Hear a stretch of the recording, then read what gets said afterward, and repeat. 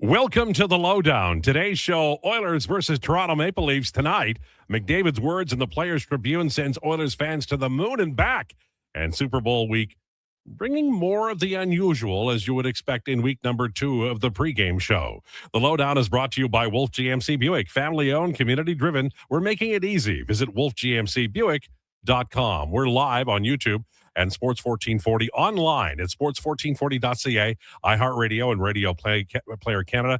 After the show, Apple and Spotify podcast. We tweet it out on X.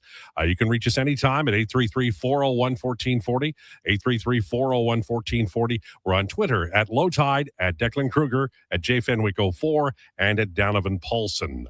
Our guest today, Kevin McGran from the Toronto Star, written an article recently on Daryl Sittler, obviously following the Toronto Maple Leafs and their unusual season. So we'll talk to Kevin McGran at 1 o'clock today. We have lots of Oilers-Leafs talk. Some memories from me as I go back to 1979.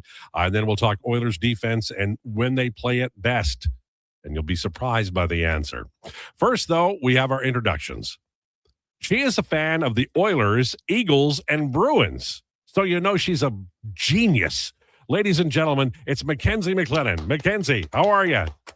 I'm good. How are you? Good. I didn't have... we have Donovan fixing things. Don't worry. I didn't have your email address at the beginning of this. I'm sorry, not email address, your Twitter handle. What's your Twitter handle? Mac McLennan. So MAKMCLENNAN. Okay.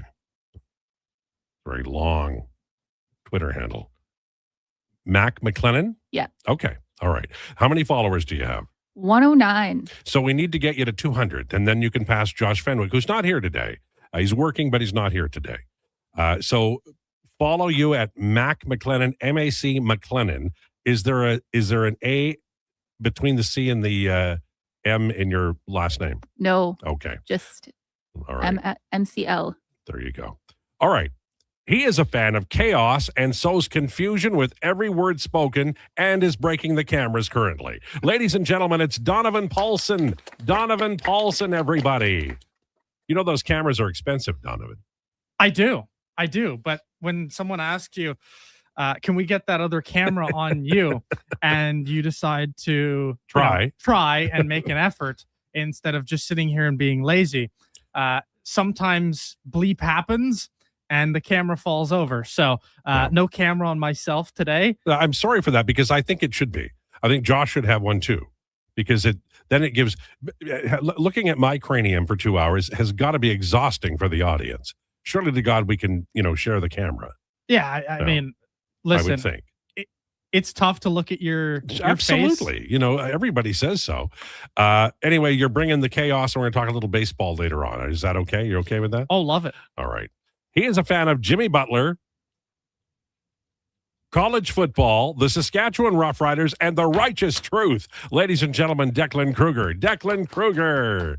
Most apt intro yet. Yeah, I think so. I got everything in there. I paused after Jimmy Butler because I thought that was the most important one. Oh, so like you can let me wipe away the tear of knowing his career is over?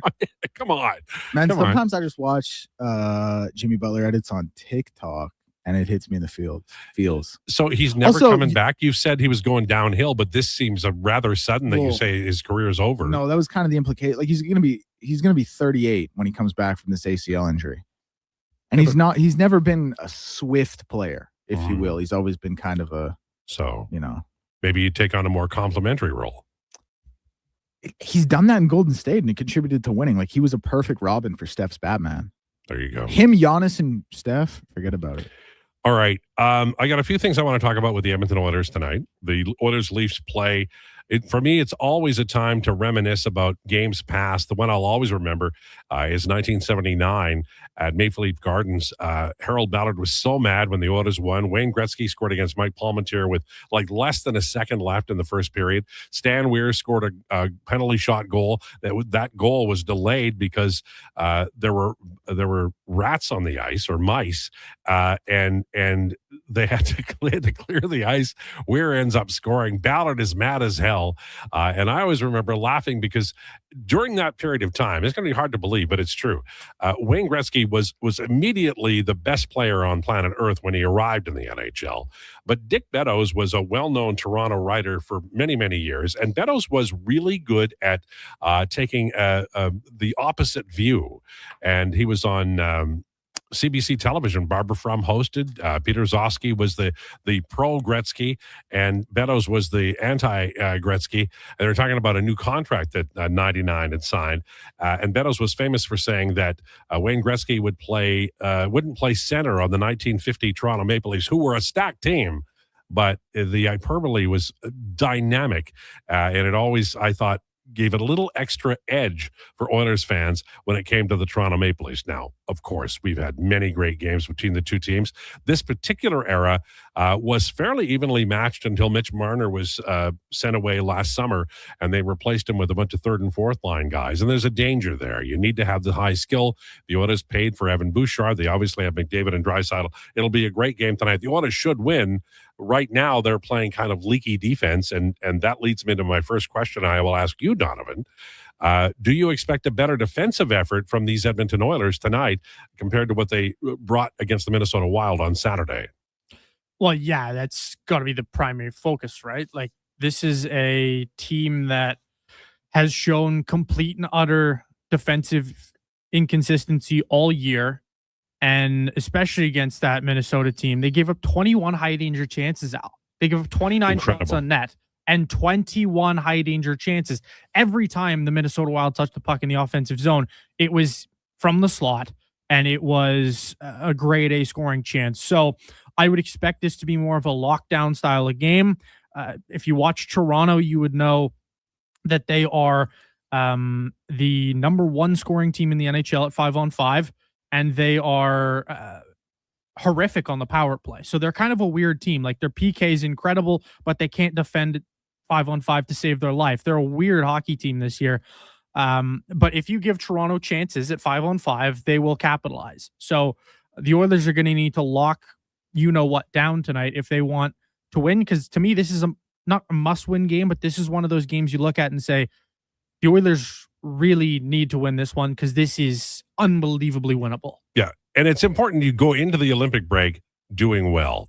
One thing I had a conversation with someone on DM. They just DM'd me about, I had commented about the Oilers, the playing defense by actually not playing defense. And there was a little bit of a disconnect, and then I explained myself, and now there's just a disagreement. So my point has always been the Oilers play the best defense when they're moving the puck out and they don't actually defend because they're not terribly good at it. Evan Bouchard isn't a great defender. There are others on the team, but what they do well is move the puck. If you're expecting them to move people out of the slot or to hammer people consistently, that's not really their game. Their game is to not play defense, to get the puck out quickly. So tonight, I'd like to do a little bit of a pre-test for you. If you do this, I think that it'll be insightful because it's how the game is played. When the Toronto Maple Leafs enter Edmonton zone at 5-on-5, just in your mind, start a mental clock ticking. And the longer the Toronto Maple Leafs have possession of the puck in the Toronto end, the more bad things are going to happen, and the more likely those bad things will happen on that play. If you don't have the puck for like 9 seconds in your own zone or 10, you're either going to give up a penalty, you're going to give up a goal, or your goaltender has to make a great save. This isn't a mystery. This isn't new information, but I think sometimes we know that intuitively, but we don't know it as it occurs in real time. Goals have a tendency to be, oh my God, that one play worked. But really, it's time spent in the offensive zone, in possession of the puck. That's what you want at 5-on-5. The Oilers were terrible at it against the Minnesota Wild. I mean, look, Tyler Pitlick scored a goal at second. He's been outside the NHL for a long time. He looked like, Panarin on that play. And the Oilers can't let that happen. You've got to be able to close out and box out and do all of those things. But being without the puck in your own zone is sooner or later a really big problem. Watch for it tonight. I know you know hockey. I understand that. But I think we need to remind ourselves that these events do occur when certain elements are in play, one of which is you're chasing the puck in your own zone, and you're either going to trip a guy or pull the puck out of your net. It's just the way it works. I also wanted to talk a little bit about why we should expect the Toronto Maple Leafs to come in here and lose tonight. They're not playing well. They're not a great team. However, the Oilers do have a little bit of problem against Toronto. And then they have Calgary in the final game before the Olympic break. I do a monthly, here's what they're going to do. And I just couldn't feel confident enough to give them 2 victories. They should win both games, but I can't say confidently they will. Declan, are you confident the Oilers will win against Toronto tonight and then against Calgary to close out the pre-Olympic schedule? Well, I certainly want them to win against Toronto tonight. I think outside of Vancouver, Toronto, I think, is the number one market I'm most happy when Edmonton beats. I know they only play twice a year, but it's one you really get up for because Leafs fans kind of exist in that same state of delusion as Canucks fans. The thing is, like, the Maple Leafs fans actually have, like, they have, obviously no Marner this year, but for the past, the core 4 with John T, Austin, Willie, I don't need to list the names, but like that has given you reason to believe. So they actually have kind of a reason to exist in the state they do. But then beating them always feels so sweet because they get the most airtime here across Canada. They're, quote, Canada's team. They're the one that everyone talks about. They're the Yankees. They're the Cowboys. They're your favorite team to beat. So do I think they can beat Toronto? Yeah, I don't think Toronto's very good. Like, Toronto's not going to be a playoff team. Do I think they can beat Calgary? Calgary's weirdly, like, I know they're 2-1 against them. Calgary's 2-1 against Edmonton this year. Calgary's weirdly felt like they've had their number. I think they probably should win too going into the Olympic break. But the one I'm like, if they lose to Calgary, whatever, it's an intense, Battle of Alberta game. Teams know each other well. If they lose Toronto, I'm flipping tables. I don't want to, it's just like, I don't want to lose to Vancouver. I don't want to lose to Toronto ever. There are teams I hate watch. And like the Cowboys. Leafs are one of them. Yes. Yeah. And the Cowboys are like, I've had, and it's a kind of respect. Like Montreal Canadiens, they beat my Bruins when I was a kid so bad, and it hurt so bad that I've had enough of Montreal winning. Montreal, I saw Bellevaux raise the cup in 71 and then a bunch more captains afterwards. And it's just, for my generation, if you're not a Habs fan, you've had your lifetime full. You don't need to see that like ever again. And Toronto Maple Leafs sort of fall into that category. I think mostly because Toronto is like the center media-wise and business-wise of the country, because the Leafs themselves haven't really done a lot to deserve that kind of reputation. No, but it's like the pretentiousness of it. Yeah. It's kind of like why you don't cheer for like someone who's in a Duke frat. It's God, like, I hate Duke. You're just so pretentious. You just nailed it. You know what it is? Hey, it's Christian Leitner. You know what? I'll tell you, man. They're playing great ball this year too. Is Christian Leitner on the team? No, but Thank God. Cam Boozer is, and he's going to be a top 3 pick in the draft probably. Whoopsies. Yikes. How's that kid doing who was with Duke? What's his name? A year ago drafted? Oh, well, there was actually 2, Con Knipple and Cooper Flag. Flag was the one I was asking. Yeah. He was number 1 pick. Both of them could win Rookie of the Year. Wow. Yeah. So good pedigree, good school, and now they're coming out and death, taxes, and white kids at Duke. There you go. Something about it. Mackenzie, why are you a Bruins fan? That is a good question. I think I just like the history of Boston. Mm-hmm. All of the teams in Boston have been so successful. Although, like the Patriots, that's like a hate watch for me. But me too.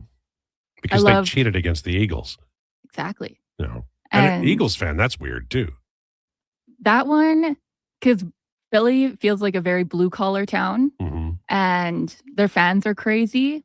And I like how attached they are to players as well. So, yeah, that all makes sense. Yeah. I'm a fan of all of those teams, by the way. Like I was an Eagles fan when I was a kid because they were no good, but I loved their helmets, and they had a guy named Harold Carmichael. I'm a Bruins fan because of Bobby Orr. Anybody my age is a Bobby Orr fan, or a Bruins fan usually because of Bobby Orr. And the Oilers just because I'd never had a town team play in a major league before, so you had to become a fan of that for sure. Mackenzie, is there a college football team you cheer for by chance? No. I am not big into college football, but my stepdad this fall went to an Ohio State game, and he said it was unreal. So I'm going to try and get into it. I was trying to make the Notre Dame connection, LT. I wanted to go 4 for 4. Well, no, that's okay. We didn't get there, but I tried. I pushed for it. Cheering for Notre Dame is a frustrating thing, so don't wish that on anybody, including our friend Mackenzie. Okay, on the way, we have rumors coming up at 12:20. At 1 o'clock today, it's Kevin McGran from the Toronto Star talking Leafs. Declinations at 1:40 today. Josh, our dear friend, isn't here today, not due to indifference or not really enjoying the show, although I'm sure, if you caught him in a quiet moment, he might say that. He's actually working down at Oilers Nation. Is that correct? That would be correct. All right. So with him gone, are you going to do Hi, My Name Is?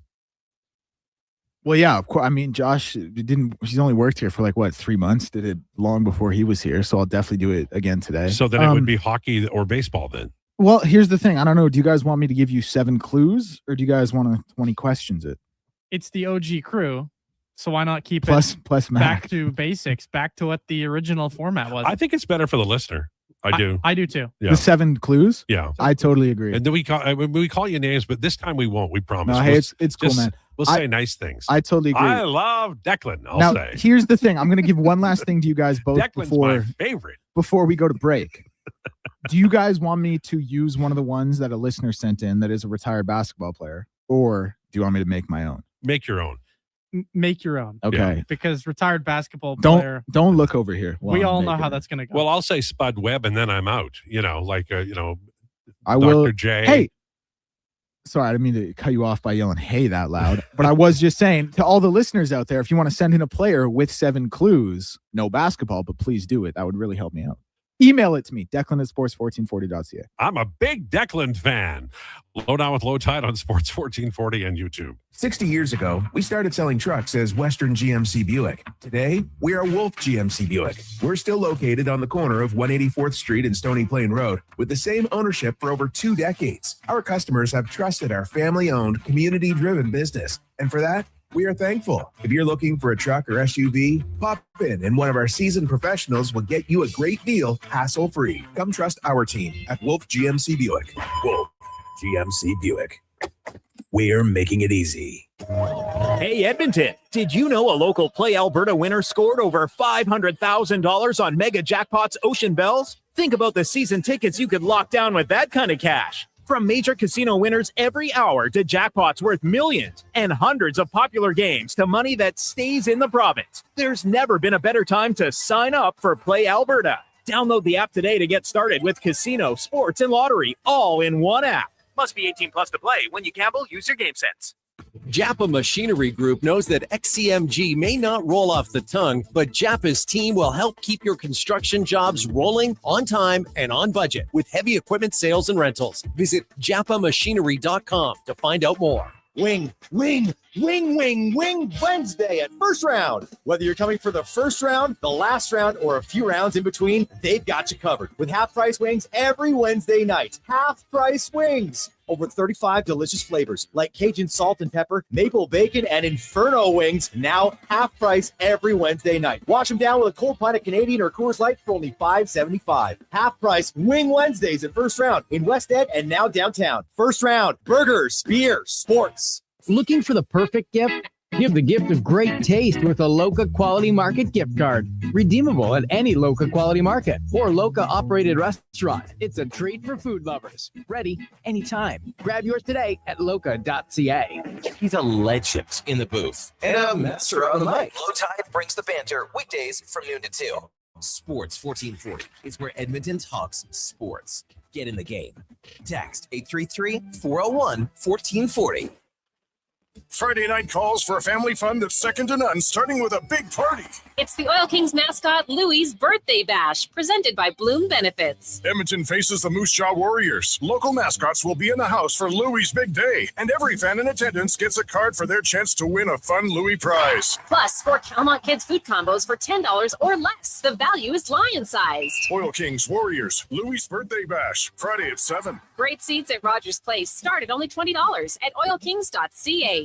Invest for today and tomorrow. Vision Credit Union makes it simple with 2 RRSP options to fit your goals. Choose a secure term deposit RRSP with guaranteed returns or a mutual fund RRSP offering higher growth potential with exciting opportunities. With an RRSP, you'll save on your income tax, grow your investments tax-free, and get closer to your dreams. Whether it's retirement or your first home, the deadline to qualify for 2025 tax deductions is March 2nd. Learn more at visioncu.ca. Ooh, girl, the way you touch that thermostat, it really turns me on. Like a heat exchanger, sensual phenomenon. Wanna play your favorite song when we turn the heating on like a legacy of love. Legacy Heating and Cooling keeps your Valentine sizzling hot. You can afford to shower your Valentine with affection because Legacy offers no payments and no interest for 1 year on your new furnace. And that's how you build your legacy of love. Legacy Heating and Cooling.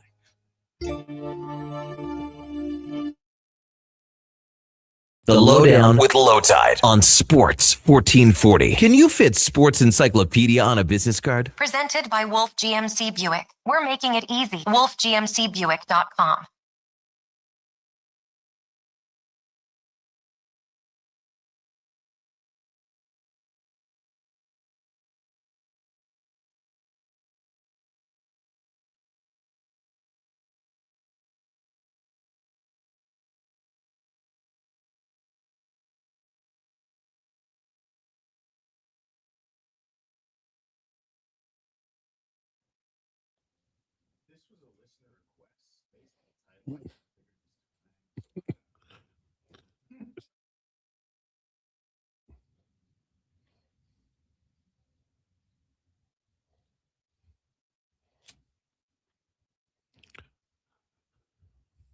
Lowdown with Lowetide on Sports 1440.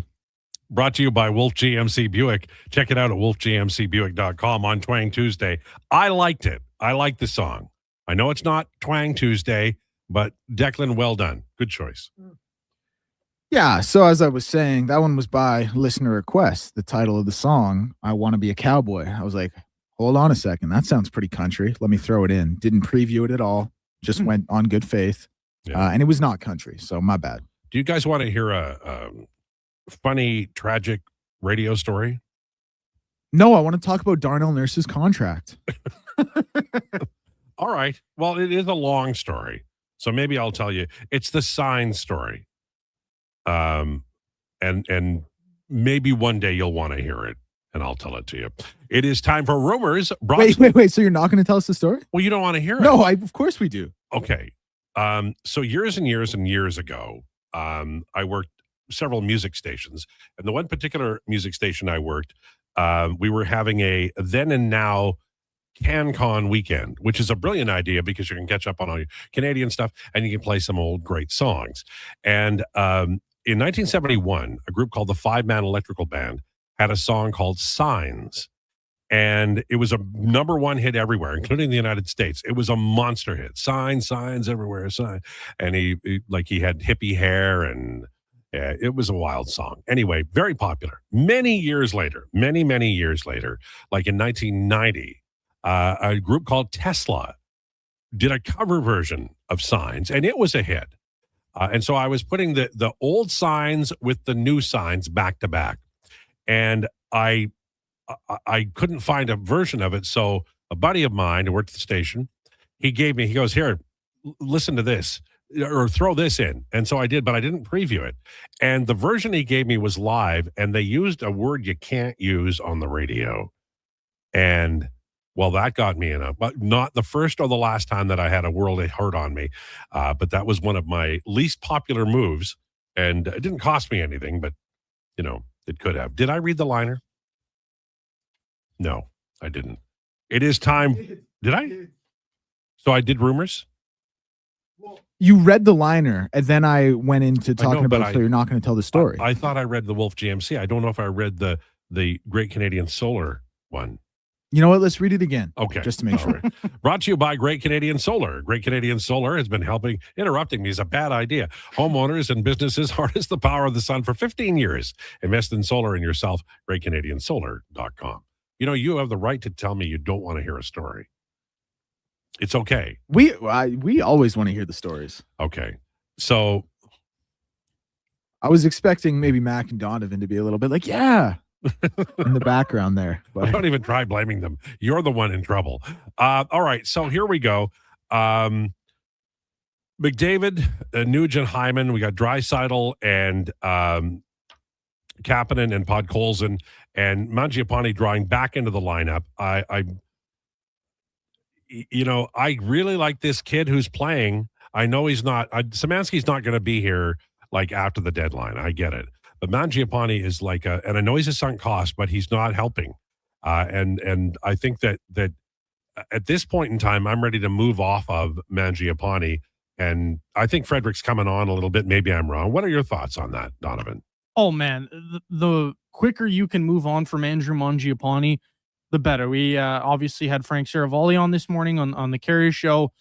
And Frank said, the Oilers just flat out need to move off from him as soon as they can. That is the number one thing that they need to do. And you could call up Yarvanti. It doesn't matter who you play. I know they want to get a guy. I understand that. But right now, Mangiapane is almost unplayable. He is borderline unplayable, and he has a $3+ million price tag attached to him. So to even do something come trade deadline day, you need to be dumping him. And the quicker you dump him, keep in mind, so you can accrue cap space if you dump Andrew Mangiapane through the Olympic break. So if you dump him before tomorrow, the Oilers can be accruing a little more cap space so they can have more flexibility around the deadline. You just need to get rid of him as quickly as possible. He has been an absolute bust for the Oilers this year in an immeasurable way. And man, I thought he would fit in here pretty well. I did too. Honestly, I did. He's shown in the past that he can be a somewhat effective bottom six guy at absolute worst. And you watch him play, and the guy can't stay on his skates. The guy can't win a puck battle. The guy has just nothing going for him as an Edmonton Oiler. What do you think of the idea of Toronto leaving town with Mangiapane and the Oilers picking up Bobby McMahon? I like the idea of it. I don't know if McMahon, I know there's a lot of traction around that right now. I don't know if he would be my guy, though. I look at Bobby McMahon and I want someone who's got personally maybe a little bit more jam to them. Mm-hmm. Bobby McMahon's the type of guy in my analysis and my viewings of Bobby McMahon, which I would say I watch a fair amount of Leafs hockey. Good buddies of mine are Leafs fans, so I always like to keep up with the Leafs. Bobby McMahon is the type of player where when he's hot, you're going to notice him all the time. But when he's cold, he is ice cold. He's going to be invisible. He is going to be just another guy. That's what makes him a middle six forward instead of a top six forward. Interesting. I like McMahon. I really do. But your point is well taken. You need consistency on that line. You need consistency on that line, and you need a player who's not going to fall into the woodwork and just become a guy. McMahon is a little too prone to that for my liking. So if you were to ask me, would I prefer a McMahon or like a Boone Jenner? I'm going to take Boone Jenner 10 times out of 10. There are rumors, and I'm not going to address them really, although I'm talking about it, that Panarin would be open to coming to Edmonton as a rental. The problem is the money, of course. But I mean, as a dream addition, you could get him, move Nuge to number 3 center, and I think that's a rocking forward group, fourth line aside. Oh, absolutely. And you know what? I do like the way that their fourth line, when it's been Lazar, Janmark, and Frederick, I like the way that line's played. Yeah. They've had a little bit of jam to them. But yeah, if you can find a way to miraculously get Artemi Panarin at the deadline, I saw the report as well, that would be an absolute win, right? But the problem with Panarin is he's another small forward. Yeah. He's uber talented for sure, but you would probably send a small forward out to get him. Yes. And Brandon asked Frank this morning if the Oilers were really even in the mix, to which he said, no, from my understanding, they're looking for a bigger body. Yeah, and that's fair. Anthony Cirelli will miss the Olympics. Don't worry, though. The Team Canada management and coaching staff have chosen Sam Bennett instead. I know you get frustrated, and I understand it, that Zach Hyman isn't on the team and Evan Bouchard isn't on the team. But if you go back in hockey history, Harry Sinden was the guy in charge of the Team Canada in 1972. Don Orey was on that team. You could have picked during that time players who were more able to play than Orey. That was a guy that he knew, and I trusted. I love Don Orey, don't get me wrong. And in the 80s, Glenn Sather would famously just absolutely populate the All-Star team with 7 or 8 Edmonton Oilers. They were all really good, don't get me wrong.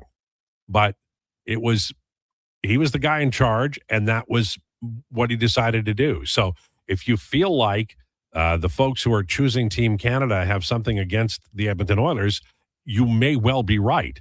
But this is the tradition. The World Juniors, it's rife. It's a popularity contest. And at this level, I think that the general manager and the coaching staff are going with the people that they trust and know and can reward. And I don't see a way around that unless you were to designate somebody who is not associated with any NHL team. And I don't think that's necessarily a good idea either. Do anybody over there have a thought on that? Like the idea of having a independent and more credible in terms of bias group choose the Olympic team? I don't know. I don't think. Okay, like my problem with the whole bias around choosing this Olympics team, and my whole problem with people complaining about guys in and around this team. What are we complaining about? Like, these are all all-star level players. These are all fantastic hockey players. Like, we can complain about Anthony Cirelli all we want. Go look at his stats this year. The guy is plus 30 in 49 games played. The guy's 35 points. If that's your fourth line center, what are we even talking about? If you want to talk about the defense, I'm all here for it. That group, I can say that leaves a lot to be desired. But there's a lot of bias there too, right? Like there's some guys on there who shouldn't be, and they're connected to the. But there's like maybe one, really. Maybe one. Like Bennington is the only one I think of. Bennington is the guy where I look at it and I say, that screams bias, and maybe that's... What about on the defense? There's some guys on the defense there who are... There's other guys playing better. But sure, there's other guys playing better, but if we're going to the Evan Bouchard argument, like, I'm sorry. If you're telling me, who do I want playing third pairing? Do I want Colton Parayko, who's 6'1", or do I want Evan Bouchard? I'm going to take the guy who's just a better pure defender. I don't need Colton Parayko to play on the power play. I don't need Colton Parayko putting up points. If you're Team Canada, you have the best forward group in the tournament. Your defense doesn't need to give you an 85-point ceiling like an Evan Bouchard does. Evan Bouchard, great player. But when you have Makar, when you have a guy like Harley, who is just left-handed Evan Bouchard, but worse, there's no reason to have him there.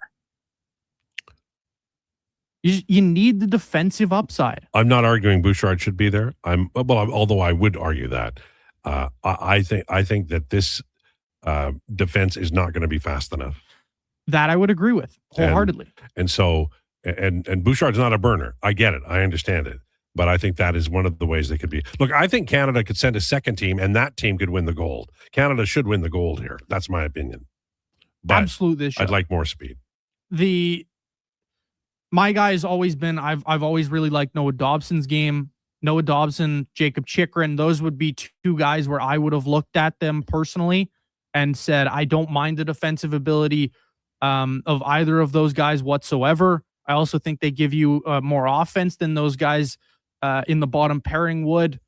But like, when you're a third pairing defenseman on Team Canada, your whole goal is keep the puck out of your net. Yeah. And when you're surrounded by a bunch of all-stars, look at Marc-Edouard Vlasic when he was an Olympian for Team Canada. Do you think Marc-Edouard Vlasic was there because he had a great offensive talent? No. He was one of the best defensive defensemen of his generation, and he was there to defend. That's what Sanheim, Parayko, I have no quarrel. You're there for. I have no quarrel with that. They just should have better foot speed, and that is going to be a problem. You have to get to plays, and I mean, I don't even know what the dimensions of that European rink are now because it's so weird, but we'll see. We'll see. If they don't win, there's going to be more hell than a little bit, but I suspect this team will win the gold medal. Any NFL hirings of note? Anything that I know McVay's been extended? Anything coming out of the Super Bowl that surprises you or think could turn the tide in terms of the game itself or the future? Well, as far as hirings, Mike LaFleur for the Cardinals, it's kind of it's always nice when you see a guy stay in division and then become a head coach of that rival team. Like the Super Bowl, I don't know. The storylines are going to, I think, reveal themselves once the Super Bowl is finished, right? Like it's either going to be Sam Darnold has gotten over the hump and he is now the guy, and we have to talk about him as being one of the elite quarterback tiers, or it's going to be this Patriots rebuild was fast-tracked and that's just who they are. Like, I don't know. The story's right now, like they're yet to come. But don't you think, like, for me, like, I think the Patriots story is already there. Like, no, and I'll tell you why. Because if they go out in this Super Bowl and they get blown out by 45 points, the narrative isn't going to be they were there and that's great. The narrative is going to be their regular season opponents had a 37% winning percentage. They played Justin Herbert with no O-line. They played CJ Stroud. They played Jerry. You know what I'm saying? Yeah, no, I got you. That's why I think they gotta win it for your point to come to fruition. That's why you're here. You make the good points. Thank you. I'm going to leave you with your mic on, if you would. Rival teams are now skeptical that the Bucs will trade Giannis because, you can shop him, but are you going to commit to the bid? And they're saying no. What do you think? I want the best for Giannis. I don't know what the future holds. I want the best for Giannis. I want him to go get another ring. Like the way he stood by Milwaukee and let Milwaukee kind of like pussyfoot and flutter around, he deserves a lot of credit for that. Like he is their all-time leading scorer, rebounder, assister, shot blocker, games played. And by the way, Kareem and Oscar Robertson were there. Yeah, and he also stayed for a championship. And like for me, as a fan he won there. Yeah, as a fan of small cities in sports, he won in a town that doesn't have the Lakers' ability to get something for nothing. 100%. And honestly, I kind of forgot the question because I was just kind of thinking about Giannis. Do you think they're going to trade him? Yeah, like they have to, right? Like they absolutely. Here's another thing. Bill Simmons brought this up.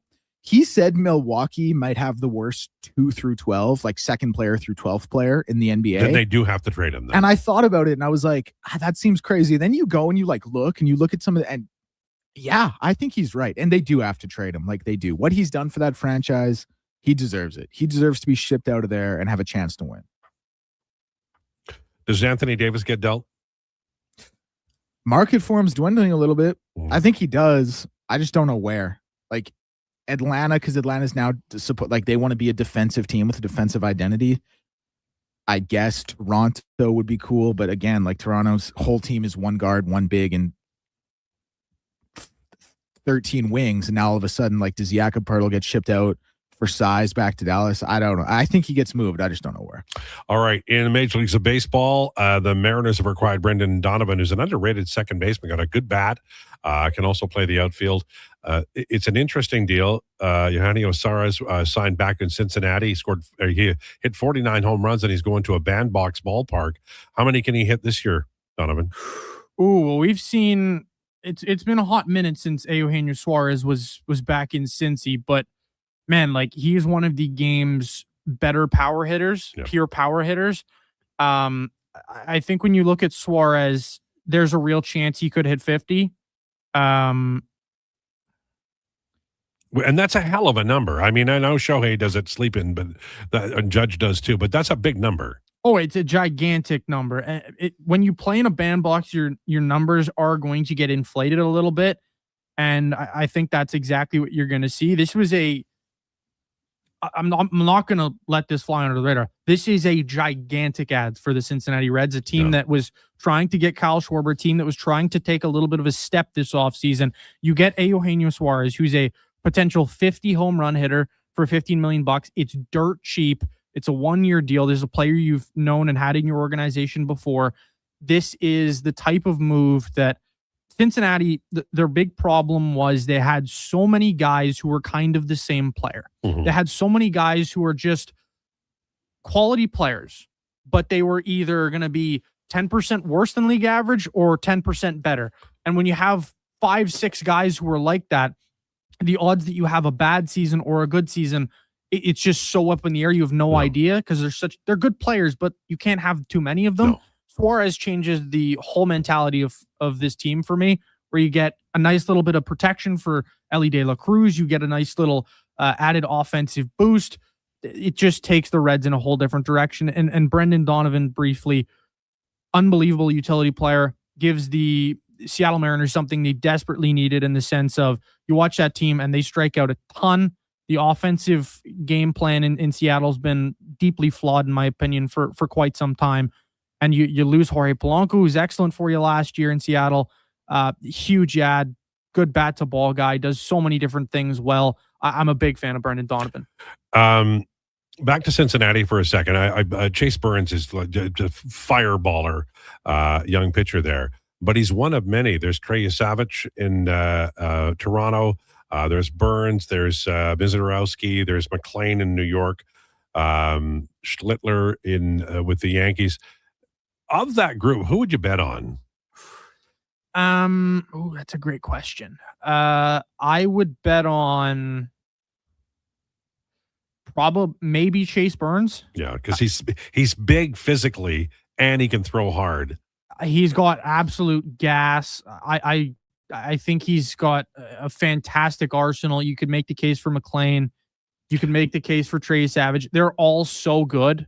Yeah. I would have a tough time saying that there's not a potential Cy Young between that crew. The one guy I have as my odd man out there is Schlittler. Yeah. I think he's good, but I don't think he's in the same potential tier. Like, I look at you, Savage, McLean, and I say, like, these are guys who have Cy Young stuff as well as Burns.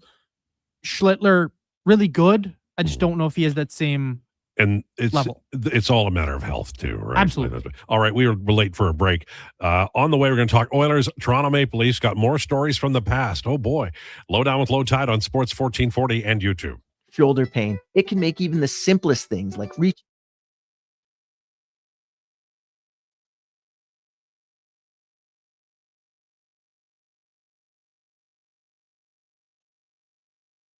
Up ice for it's Kobe and leaves for Rantanen.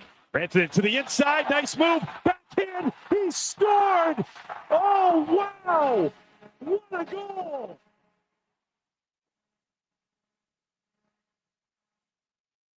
It's Kobe to basically trap.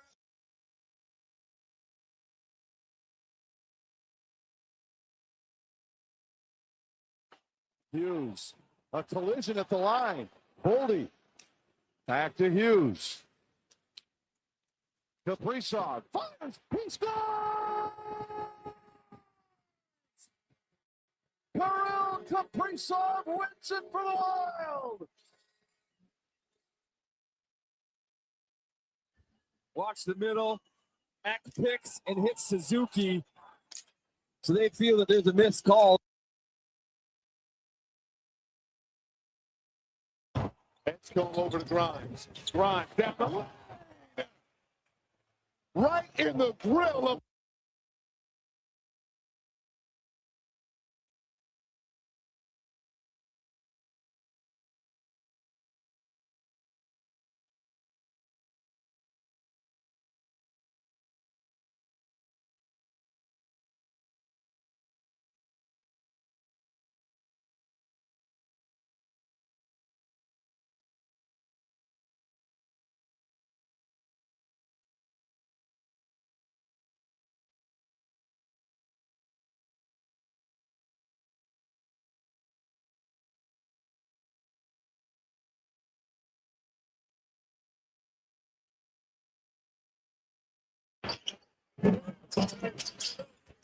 oh, how about that? Little give and go. Tate with the cut. Oh, how about that? Little give and go. Tate with the cut. Oh, how about that? Little give and go. Tate with the cut.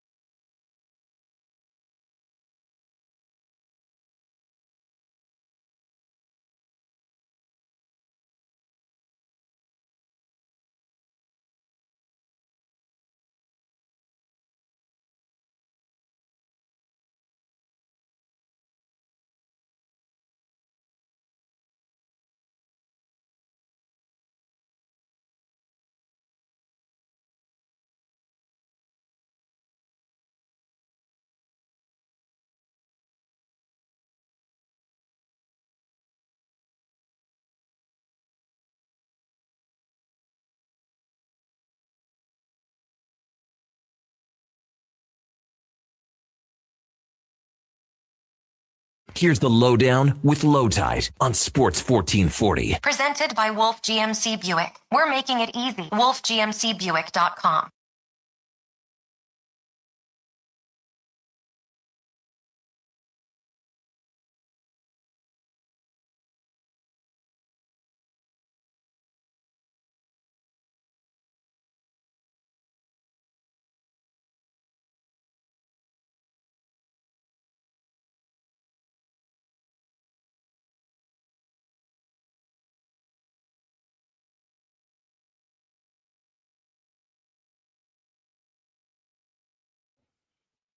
It's the Lowdown on Sports 1440 for Wolf GMC Buick. Man, rodeo gets blamed in country music. Working on his damn truck gets blamed. He and that dog go fishing every day, get blamed. I mean, there's about 5 or 6 themes in country music. You know all of them, of course. Donovan, big fan of country music. Oh, you know me. I love my country music. It's my favorite genre of music. You left out a couple of the big themes there. Yeah. Tractors, dirt roads, cheating. Yeah. There's so many. The vast array of country music themes. It's just, let's come up with something more original here, folks. Like, let's not just default to take my big green tractor down the dirt road. Well, I'll send you 10 million great country songs, but that's for another day. A trivia question for anybody who wants to answer it. Name the 2 biggest trades in Oilers history that involved the Toronto Maple Leafs. We know Bobby McMahon is coming for Andrew Mangiapane later today. I got a little trivia about that in about 2 shakes, but first I'm going to start with this one. Oh, geez, Al. I don't know that you'll know. They both happened before you were born. I don't want to say something and get it wrong. Well, no, one of them happened when you were little. One of the trades happened in 1982, and the other one happened in 1999. Okay. I was thinking Pekka, but he went there as a free agent. He went to Toronto as a free agent. Yeah, this is trade. Yeah. I don't know. Okay. In 1982, the Edmonton Oilers traded Laurie Boschman, who they'd acquired. I'm sorry, they traded for Laurie Boschman from Toronto for Walt Podubny, who never played for the Oilers, but had a wonderful career with the Leafs and Rangers. Since passed away. And then a year later, they sent Boschman to the Winnipeg Jets for one of my all-time favorite Oilers, Willie Lindstrom. And then in 1999, there's a great trade by Slats. Traded a couple of first-round picks, a second round and a fourth, for Jason Smith, who would eventually become the captain of the Oilers. And he's a defenseman the Oilers could actually use right now. Tough as nails, Jason Smith. So those are 2 trades that involved those 2 teams. Do you know, little trivia question, do you know the player who was traded from the Oilers to the team that he was going to play for that night? During the day he got traded, and he ended up changing locker rooms and playing for his new team that night. Do you know the trade? Doesn't involve the Leafs. It involves the Rangers. I've heard this before, but for the life of me right now, I just am blanking. Oh, it's a long time ago. 1993. This does feel like one of the ones you know as part of a trivia question, but now that it's time to answer, nothing's on the tip of my tongue. Yeah, when you say it, I know I'm instantly going to go, yep, I remember now. But Esa Tikkanen was traded from the New York Rangers, or to the New York Rangers for Doug Weight. And the story goes that Weight didn't have time to tell his wife, so she found out while sitting with Rangers' wives that her husband had been traded, which is funny, but not funny. Yes, I now that you repeat it, I do remember it. It's just been a while since I've. Oh, sure. You probably don't remember Doug Weight as a player. He was a great player. I remember Doug Weight. We had the similar talk. Me and Walks about Billy Guerin. I remember the tail end, obviously, of their careers because I was very young when they were kind of wrapping it up now down the back stretch. But like for a guy like Bill Guerin, obviously he was an Oiler before I was born. So I remember Bill Guerin, the Pittsburgh Penguin. I remember Bill Guerin, the veteran leader brought in to help Sidney Crosby to his first Stanley Cup. I remember, a little bit before that. But for a guy like Wade, I remember. Do you know I forgot one? My friend Paul Almeida reminded me, and this is a ghastly thing to forget.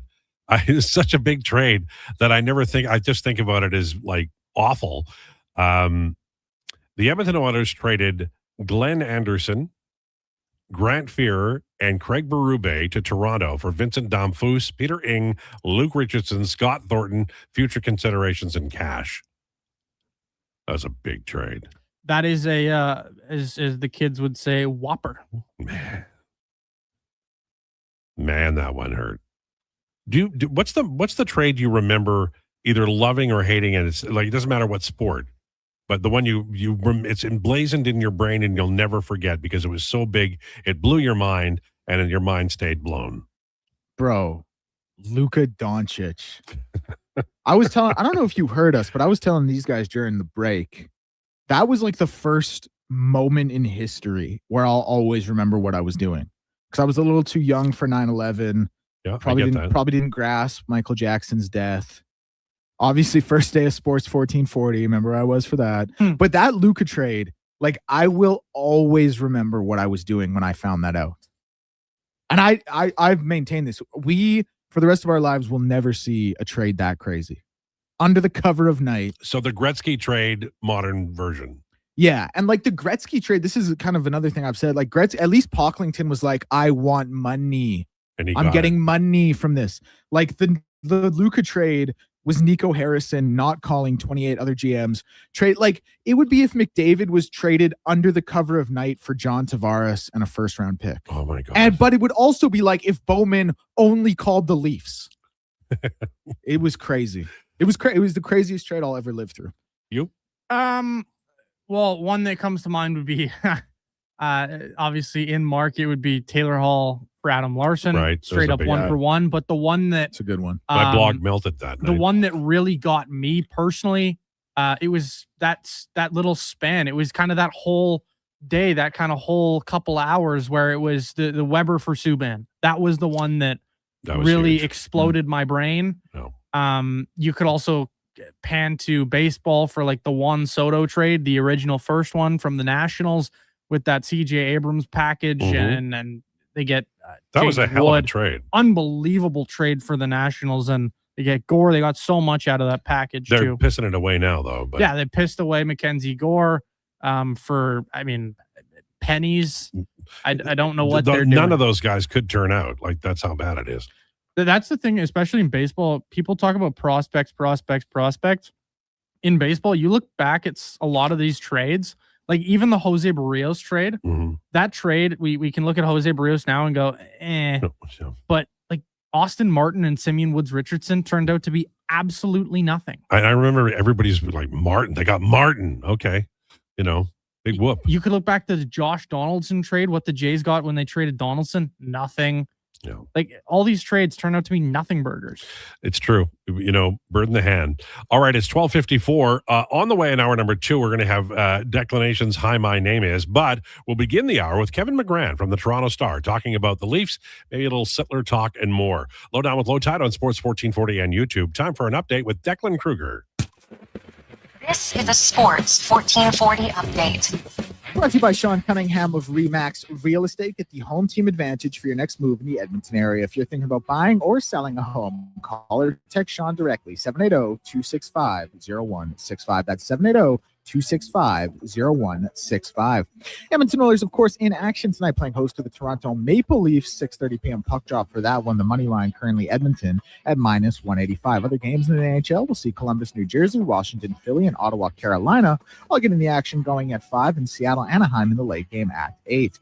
In the NBA, action gets going with Denver, Detroit, Utah, Indiana, and New York and Washington all at 5. Phoenix and Portland, the late game on NBC.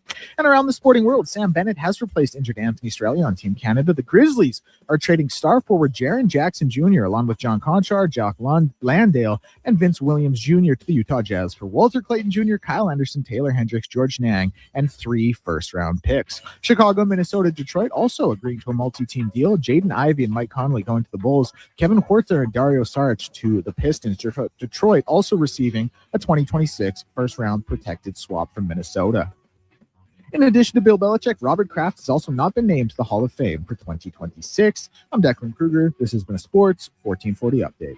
Sports 1440. Stingray Radio Station. CKJR. Broadcasts from West Edmonton Mall and Wetaskiwin. Download the free Stingray music app and listen wherever you go. Made for some rough roads, but it means trails are now packed and ready for action.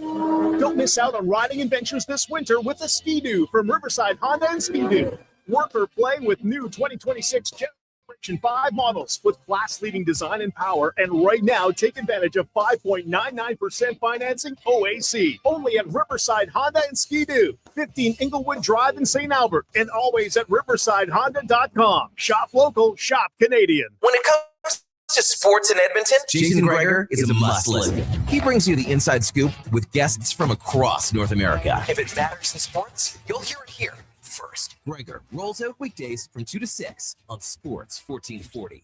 These days, it's all about who you know. And that's why it's the perfect time to save at the Bricks Friends and Family Sale. Upgrade your living room in time for the big game and score free delivery on TVs over 50 inches, like a Samsung 85-inch 4K smart TV for just $999. And save up to $1,200 off sofas and sectionals. And mix and match. Save up to $1,000 off 2 or more major appliances. Some exclusions apply. Check out the Brick in Edmonton South Common, West Edmonton Mall, North Side on 137, and downtown near the Ice District. If you've got a smart speaker, get it to play Sports 1440. And it doesn't matter when you listen, as we roll out the Sports Talk 24 hours a day, 7 days a week. Edmonton's home for sports radio is Sports 1440.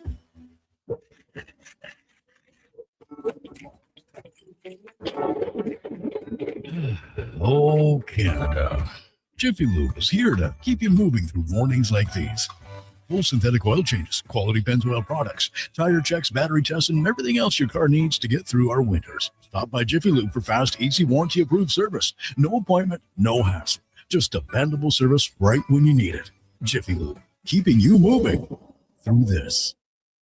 Invest for today and tomorrow. Vision Credit Union makes it simple with 2 RRSP options to fit your goals. Choose a secure term deposit RRSP with guaranteed returns or a mutual fund RRSP offering higher growth potential with exciting opportunities. With an RRSP, you'll save on your income tax, grow your investments tax-free, and get closer to your dreams. Whether it's retirement or your first home, the deadline to qualify for 2025 tax deductions is March 2nd. Learn more at visioncu.ca.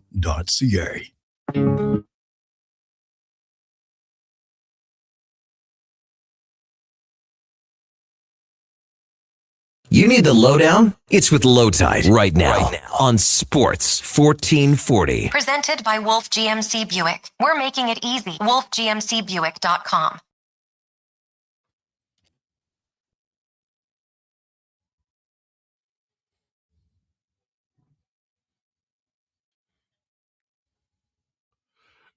Lowdown with Lowetide on Sports 1440, brought to you by Wolf GMC Buick, family-owned, community-driven. We're making it easy. Visit wolfgmcbuick.com. Don't forget, we have declinations on the way at about 1:40 today. Hi, my name is today. We also have more talk on the Edmonton Oilers coming up at about 20 after the hour. Right now, joined by Kevin McGran, best-selling author of Austin Matthews, A Life in Hockey, and working for the Toronto Star as well. Congratulations on the book, sir. Oh, thank you very much. I appreciate that. It was kind of a labor of love. I'm glad to have done it, but I'm also glad that it's over. Yeah, I'm an old guy, so I remember Frank Mahovlich. So I know how important Austin Matthews is in the history of the Toronto Maple Leafs. He's such a splendid hockey player, and all disappointment, not winning Stanley yet, and all of those things. his scoring exploits, I think, are, if anything, a little under the radar with the troubles they're having this year. He's an all-timer, and this is a original six franchise. That is a big deal. Oh, for sure it is. Like, the other kind of thing about this being an original six franchise is it never really had a superstar player. I mean, you referenced Frank Mahovlich. I suppose Daryl Sittler is up there. Matt Sundin would be up there. Boreas Salming. But they haven't had no Gretzky's, no Orrs, no Lemieux, no Crosby's, no McDavid's. That level of players eluded them. And I think Matthews is as close.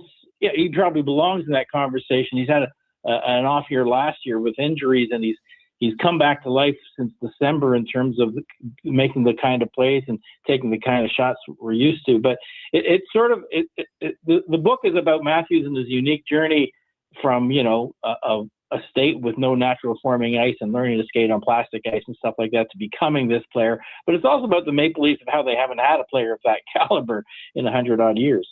Yeah, my grandma was a big-time Leafs fan, and Johnny Bauer was the guy, and if not, maybe Tim Horton, not necessarily an offensive scorer, but the Leafs, when they come west, they are, I always feel like they play home games out west, and it'll be a lot of Toronto Maple Leafs fans at the game tonight. We approach this game, although they have similar point totals after the same number of games, the Oilers are like a couple of points out of first place in their division, and the Leafs are in a hell of a difficult fight in the Eastern Conference. I saw Florida lost last night, and that's wild, but there are some good teams and some pretty famous teams based on their rosters who are going to miss the playoffs this year out east. Yeah, and it won't be any fault of them. I would bet the Atlantic Division itself is a monster division. Every team seems to win 7 out of 10. And I think the cutoff is going to be something like 99 points or something like that. So I would predict that the two wildcard teams in the East will both be Atlantic Division teams, and the sixth place team in the Atlantic will probably have more points than many playoff teams in the West, and maybe even like the third place team in the Metro. The Atlantic Division is a monster division this year. It really is pretty remarkable. The Leafs are caught up in that they can't really beat Atlantic Division teams. They seem to do it well against everybody else. They're about 500 against Atlantic Division teams, and they used to be pretty good against them. But it really is remarkable. The Leafs are having a bad season, and they're 3 points behind the Edmonton Oilers, who are having a terrific season. So that's just the narrative. That's what they have to deal with. So with that, and this is a touchy subject for fans because Toronto is a massive hockey market, and the expectation is to be in the window to win, and yet there's the business of hockey to take care of. We've heard a lot of rumors about Bobby McMahon in this town coming here and maybe being dealt. I suspect we're long way away from that. Probably not going to happen before the Olympic break, which is really upon us now. But how realistic is it to believe that Toronto could be a seller here at the deadline? Oh, I think that I think that's the reality they're in. They have to be a seller. They have a few guys, McMahon among them, who are unrestricted free agents. And if you're going to miss the playoffs, it's probably best that you try to do your best to restock your cupboard. They don't have much by way of prospects who can help them. And if they can trade some of their unrestricted free agents for players who can, give them to be useful, maybe even as trade bait again next year if they think they're going to be back at it, I think it's entirely understandable that the Leafs would maybe identify 3 or 4 players who could return them high value in terms of prospects, because they really don't have any.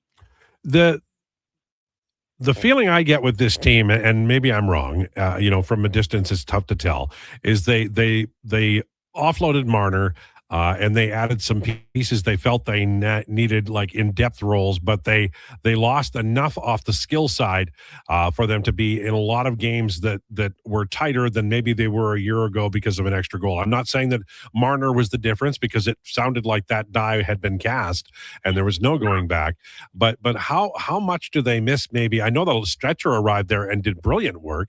Do they miss a puck-moving defenseman? Do they miss a scoring winger? Is that what's needed here between now and next fall? Well, Mitch Marner certainly, I would say, means a goal a game. Either something that he would be involved in to set up offense, or a mistake that he wouldn't make that his replacements are making that turn into goals against, or at least high danger chances against.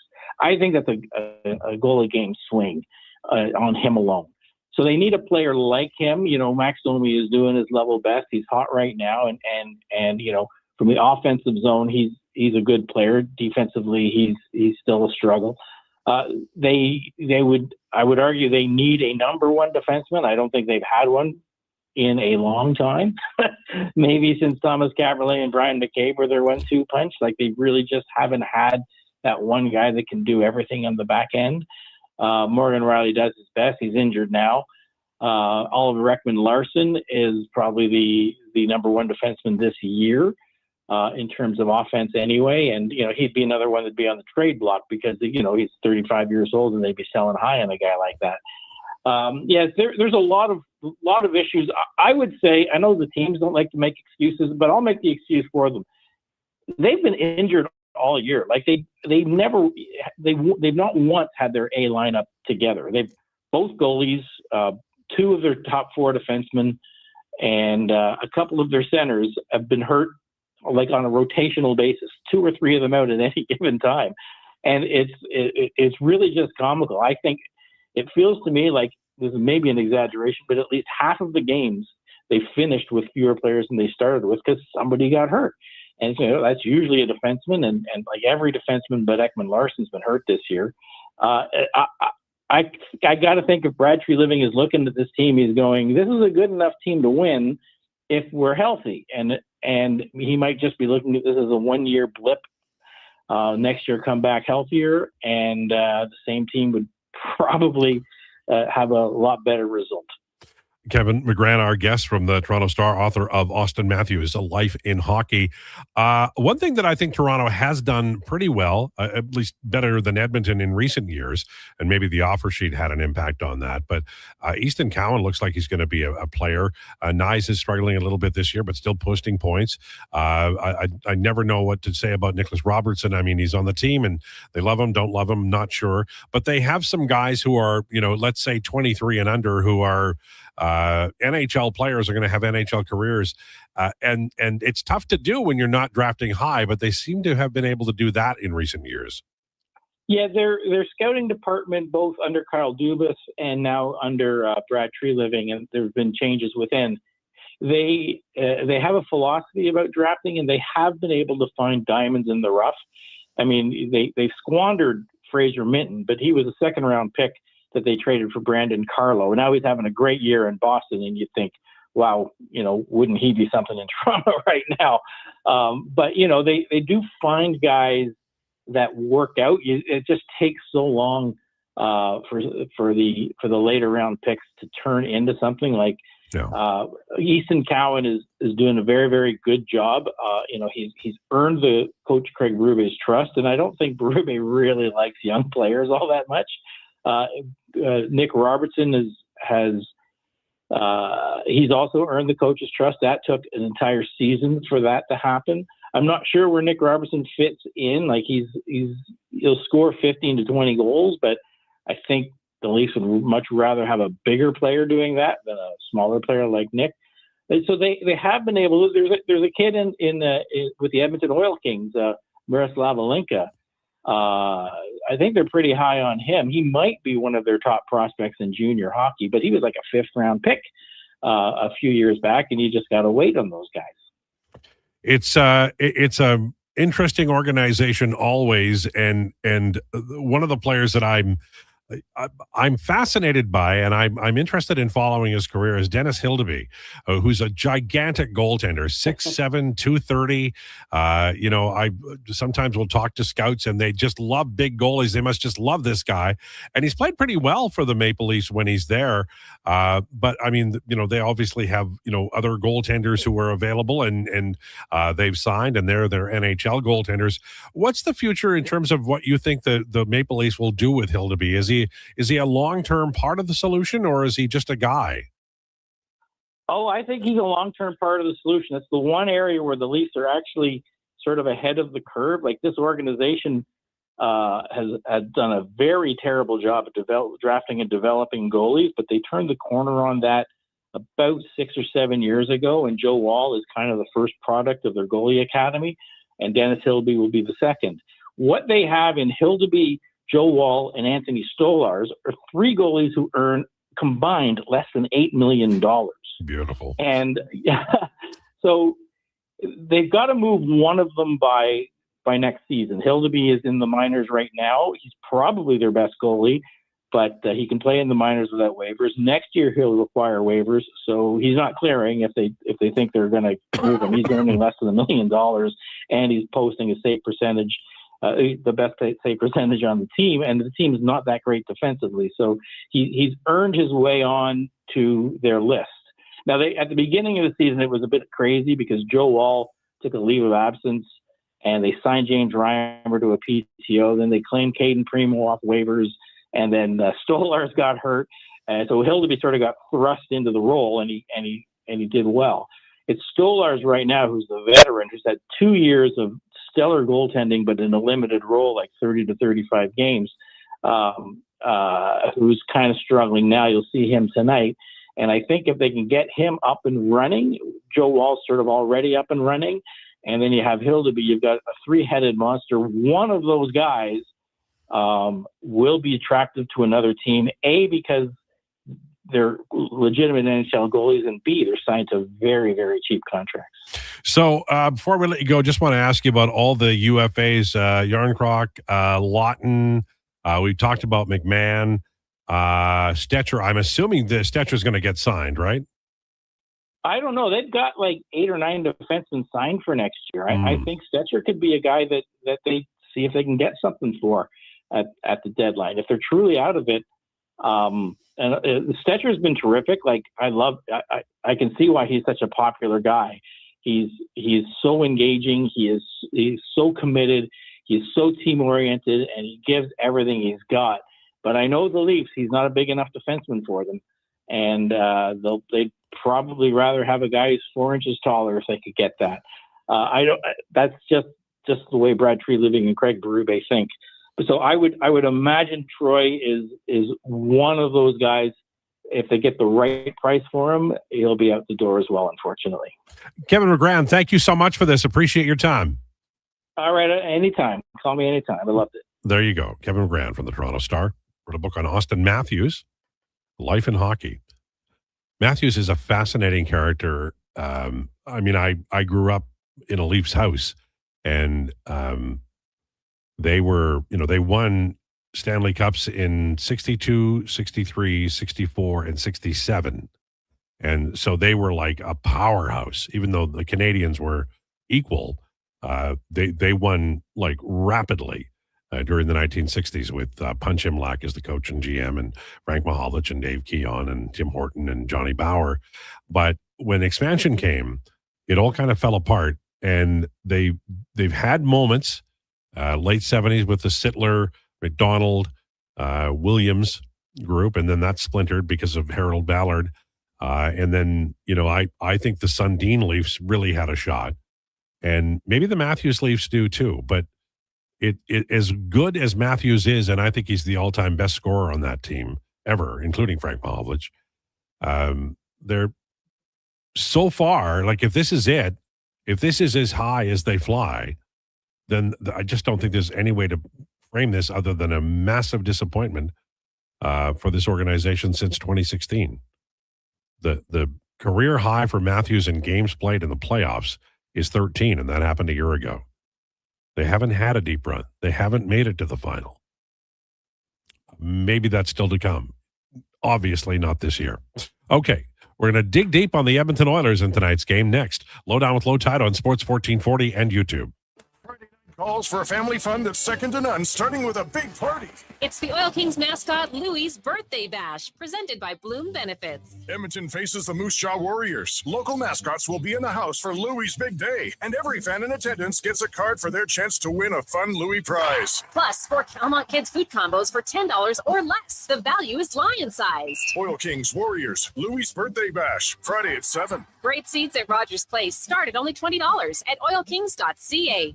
Mr. Rooter gets a colonoscopy. All right, Mr. Rooter, just relax. We're almost finished. Now, what am I looking at on the screen? That's your large intestine. Wow, the pipes of the human body. Incredible. This is just like when we use a camera for sewer inspection, except you probably don't find tree roots. You'd be surprised what we find. You know, once I found a bunch of Hot Wheels. Hey, me too. For a plumber who values healthy pipes, call Mr. Rooter.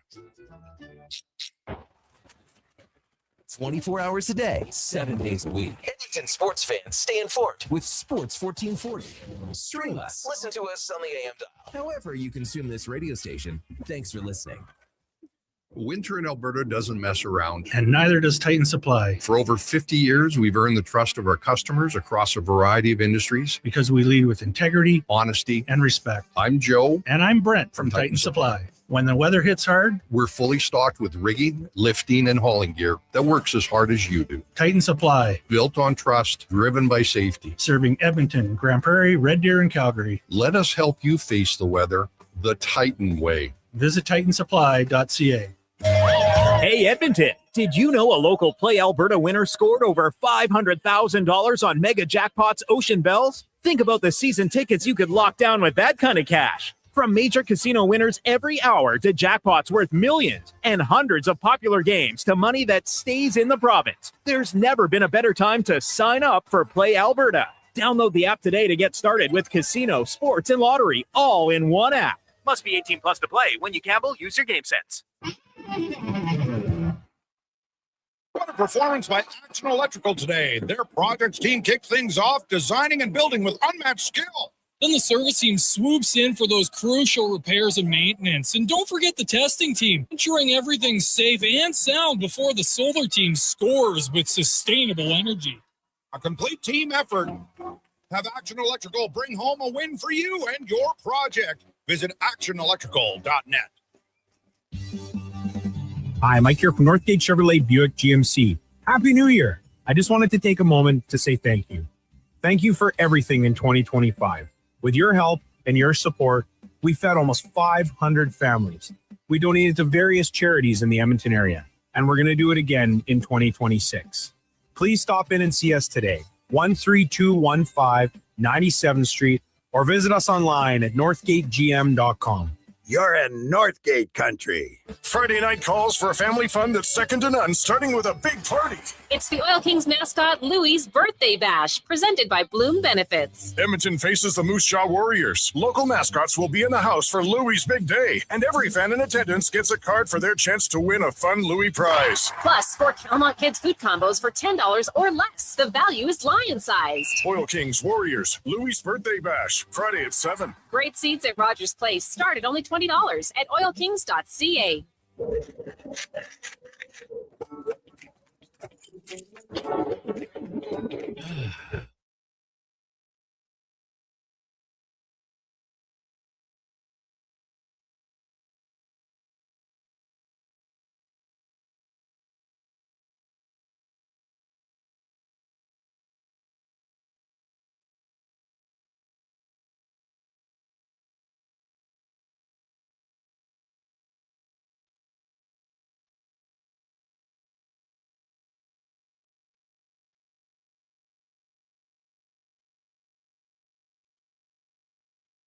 The Lowdown with Lowetide on Sports 1440. Can you fit sports encyclopedia on a business card? Presented by Wolf GMC Buick. We're making it easy. wolfgmcbuick.com.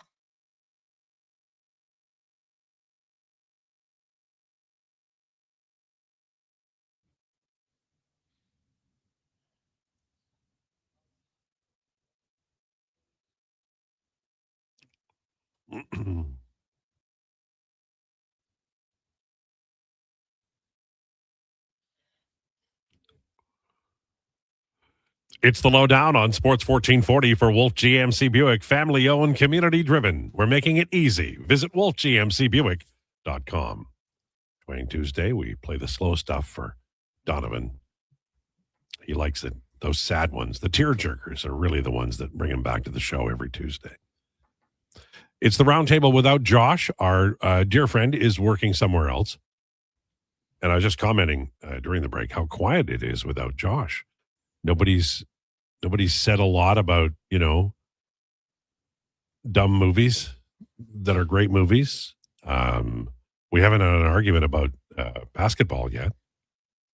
And then I looked over and there's Donovan looking down the row, making sure everybody's nice and quiet because that's the way you like it. Yes, I was staring menacingly down the row, and I had my hands under the table, conveniently placed right on top of the gun that I'm holding to their, bodies because, simply put, need to keep everybody in line, and it becomes a madhouse if I don't. You would make a great grade 4 teacher, Oh, I would. Yeah. I would be the type of grade 4 teacher that would just stare at a kid that is totally misbehaving, and I would just stare him down and be like, behave. We had a teacher named Vern Schrank, and he could just wilt you with a look. He was a tough fellow, let me tell you. All right, Oilers play tonight against the Toronto Maple Leafs, and that means that all eyes, like the media throng, will be massive, and there's an opportunity for the Edmonton Oilers to make fans wildly happy because beating Toronto in anything is good. Certainly in a hockey game in an NHL barn is fabulous. But there are a few other things to talk about, one of which takes place at the game tonight. Curtis Lazar scratched. Lazar's playing good hockey, folks. And Andrew Mangiapane drawing in. Now, we're just before the deadline. Is there any possibility this is a showcase, or are they just trying to get him a few reps in for the month off that he's going to take? It feels like they've been trying to showcase him forever. Yeah. I don't even think you can showcase him. But it's all the other side of the coin is if it's not a showcase, you're trying to get him going, and he just he can't get going. But he's going to play tonight, and then the next game, and then he's off for weeks. Yeah. It's a mystery wrapped in a riddle right now. Maybe it's one last please go out and get 4 goals and show some semblance of what your value can be. But does anyone think that's going to happen? Of course not. Yeah. I'm sure it's frustrating for him, but it's also frustrating for fans. I'm sure his paycheck makes it a little bit easier. How about for us? Do something out there. It's like that. Win a puck battle. That stick man who kicks the thing and says, do something. That's sort of what people are waiting on. I'm sorry, go ahead. No, I was done pretty much. The other thing I want to talk about is Artemi Panarin is apparently willing to waive and go to a team just as a rental. And rumored to be the teams that he'd waive for are Colorado, Dallas, and Edmonton. Look, I've looked at the numbers. I don't see any way they cap-wise can afford this. And he's not exactly the type of player that they're looking for. They're looking for a bigger power forward type, I believe. But this is Artemi Panarin. This is a difference maker. Facts. What do you think they'd have to give up? One of the young guys for sure, first round pick for sure, right? See, the funny thing is, in you saying this, let's go back a couple deadlines for the precedent that are players who have full no move clauses that get to control where they go and pick and choose. They don't get as much as you think they do, ever, except for Claude Giroux. And Florida would tell you they regret that because they gave away Owen Tippett. They gave away a little bit extra on top of that too. But I don't know what you would have to give up actually. Look back to when Tarasenko got traded at the deadline. It was for pennies. It was for nothing. It's the players who control where they're going. They get traded for relatively nothing. So would you see probably a first round pick out of pure respect? Yeah. But it would probably be a first round pick and something small, like a younger, like a Quinn Hudson. That's it. 1 first-round pick and Quinn Hudson? Well, in If 2024, they control their own fate, they get to choose where they want to go, right? And they're going to say, I'm only going to waive to go to this team. Yeah, there is a huge element to that. in 2023, Tarasenko was traded from St. Louis to the Rangers for Hunter Skinner, Sammy Blais, conditional first-round pick, conditional third, and then a year later he was traded from Ottawa to Florida for a third-round pick and a conditional third. So there you go. Not a lot. It's nothing. If the guy controls and has a no-move clause, and he is one of those we need to respect this guy type of trades, the team, and he is that type of player. No, Panarin's more productive. I was going to say, like, would you not agree that Panarin's the best player in that vintage in the last little while? Sure, but the problem is going to be you're the Rangers. You have to honor Artemi Panarin. You have to respect his wish. I think that's an absolute must. So, yeah, you'd probably maybe get more than I'm giving them credit for right now. It would start with a first-round pick, but after that, I don't know. I don't think there'd be a Howard in there. Dude, I would give a personal issues aside, bad dude, but I'd give up like whatever. Like, what do they want? I'll send it over. Like, it's Artemi Panarin. One thing I'm surprised about on this show is that we have gone through January, and you haven't mentioned Nikita Kucherov's incredible January. Hey, how about that for growth? Wow. I know. I let Kuches play on the ice, do the talk. And by the way, like, you know, we'll see what happens with the Art Ross race. We'll see what Macklin does with the Sharks. But depending on where the Tampa Bay Lightning finish, like, Nikita is going to once again be right up there in the Hart Trophy conversation. He's what, 9 behind McDavid right now? Yeah, and Jason had a stat actually about Nikita Kucherov in 2026, like the calendar year of 2026, not the 25-26 season. He leads the NHL with 35 points in 14 games, 10 more points than McDavid and 14 more than McKinnon, and both of them have played one more game. Yeah. So he's obviously on, and this was another thing about Kuch. I said coming into this year, this was going to be the year he fell off. As a Kuch guy, I put my hand up and said, this is going to be the year he finally takes a back seat. It looked like that early on in the season, and then lately he's just heated up again, obviously. But yeah, great player. You want to know who my Hart Trophy winner is? Right now? Yeah. Is it Macklin? It is. I'm not mad at that at all. He's up on his next closest teammate. There is a 42-point spread. Is it Will? Yeah. Yeah. Will Smith's played 41 games. He has 39 points. But still, you know what's funny? There is a 42-point spread. That's Gretzky in the early years. Dude, and just like what San Jose was supposed to be versus where they are. Exactly. Because of Macklin. I'm not mad at that at all. Playoff contention. They are purely because of Macklin Celebrini. You look at the plus minuses across this team, and it's like minus 15, minus 12, minus 23 for William Macklin, minus 16 for Alex Wenberg. And then you just look and you see Macklin Celebrini at a plus 11. And also, I hate to say it because this probably shouldn't factor in, but like the fact he's actually like he looks cool while he does it like makes a difference. Because the reality is, like, I talked to someone. Jerseys. I talked to someone once who said who has a vote for the awards and they cover a specific team. And they had made the point, like, you know, how many times they actually used a specific team. They said, how many times am I watching this team out in the other conference a year? Like twice. So sometimes it gets lost between the lines when you're not, you know, watching a team night in, night out. But when you have a player that's like actually cool and makes it look sick, like that does a lot for them. Like it or not. Do you, I remember when Bedard was drafted and everybody was saying he's the next McDavid. I said, don't do that because that's not fair to him. And it wasn't. Bedard's a fine player.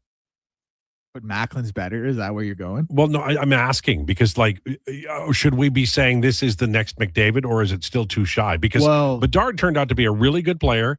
I mean, he could score 100 points this year. I mean, he's young, but he's not McDavid. I wouldn't say anyone's the next McDavid. Like, I think McDavid is in a rare class of, like, I've said this. I think he's the best hockey player who's ever played. I don't think he's the greatest. That's obviously Gretzky. I think he's the best who's been on the ice. I agree with that. If we can agree that at the end of his career, we may be saying McDavid is the greatest. If he wins some Stanleys. Yeah, he's got to get some hardware for sure. And like what Gretzky accomplished. But my point is also, like, in 60 years, there's going to be someone else who's going to be the best because of the way training develops and nutrition and sports science and money, whatever. So no, I don't think Macklin's the next Connor McDavid, but Connor Bedard was supposed to be the heir apparent Now it's looking like it's Macklin, like with how he's I think playing. that's very well put. And it's the same in any sport. Like Jordan was the greatest until LeBron came along. No, Jordan's still the greatest. Celebrini is the next Crosby.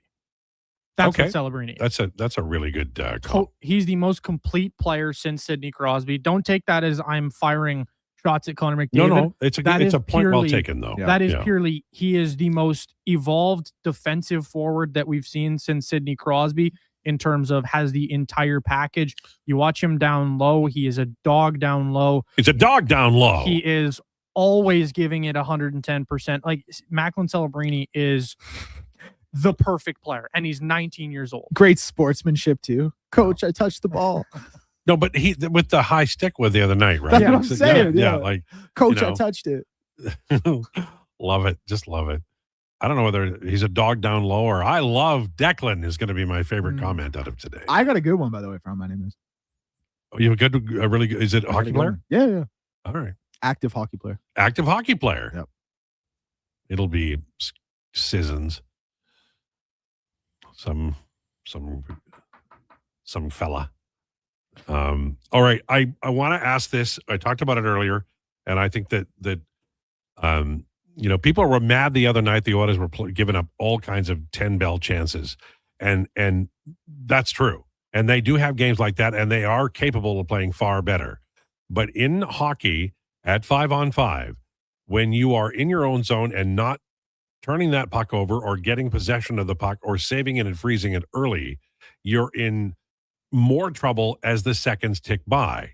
And in that particular game against Minnesota, and really during a lot of this homestand, the Oilers were making poor coverage decisions. And I know we talk about speed, and I know we talk about size and toughness, but a lot of this team's problems is they're making decisions that don't close the gap on the puck, don't knock the guy down. Like when you go down on the ice and you're trying to block the shot, or you do the snowman on the ice, you're taking yourself out of the play in a way. And the Oilers have been doing a lot of peculiar things defensively, specifically during this homestand. I think that it comes back to basics, where the idea is that you keep yourself between the guy with the puck and the net, and you make sure that somebody else has his partner covered. And I think the Oilers need 5 men to do that. And they got a little discombobulated here. I don't know what they're trying to do, but I think we're going to see more basics tonight. And getting possession of the puck in quick order. You can pursue the puck when the puck carrier comes in over the line. You can double team them. You can I don't want to call it the swarm, but you can over commit and make that play, force that play early. You need to get rid of the possession early, because if you don't, you're going to end up getting scored on. Is that fair? I think that's absolutely fair. This Toronto team at 5-on-5 can hurt you. Yeah. And as much as their power play stinks, they're a great 5-on-5 scoring. They're one of the better scoring teams in the league as a result of that 5-on-5 scoring. The best 5-on-5 scoring team. They also give up the most goals for at 5-on-5 as well. Sorry, I think they're 4th in 5-on-5 scoring. But either way, like they're a dynamite scoring. They're a dynamite 5-on-5 team.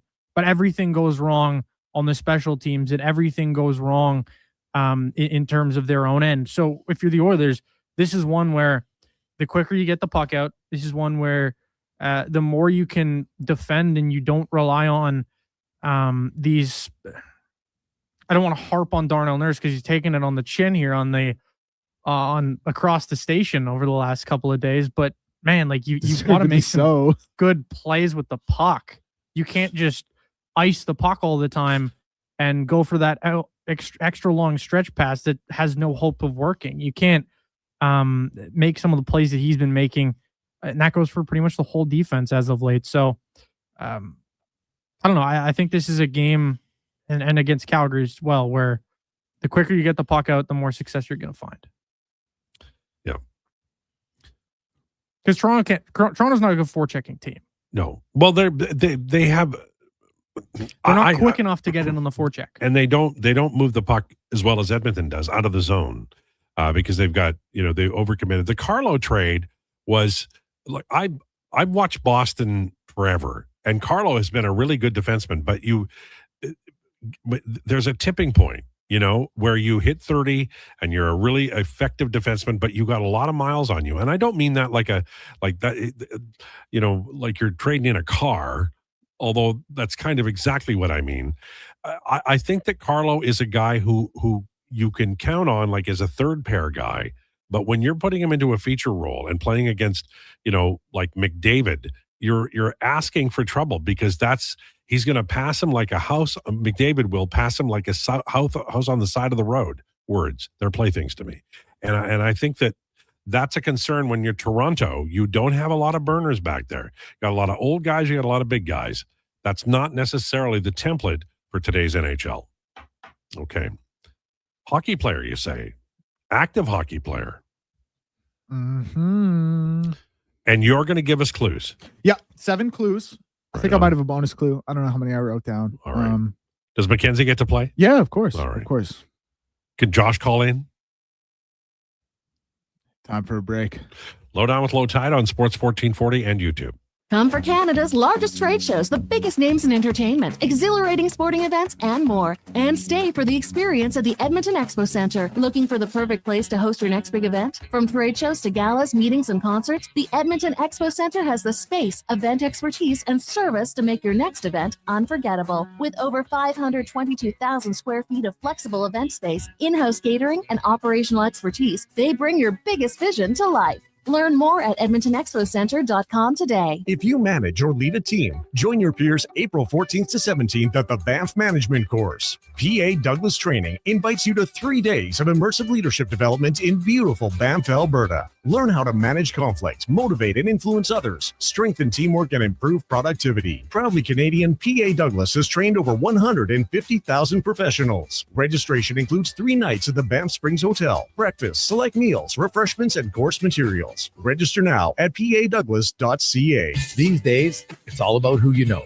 That's why it's the perfect time to save at the Bricks Friends and Family Sale. Upgrade your living room in time for the big game and score free delivery on TVs over 50 inches, like a Samsung 85-inch 4K smart TV for just $999. And save up to $1,200 off sofas and sectionals. And mix and match. Save up to $1,000 off 2 or more major appliances. Some exclusions apply. Check out the Brick in Edmonton South Common, West Edmonton Mall, North Side on 137, and downtown near the Ice District.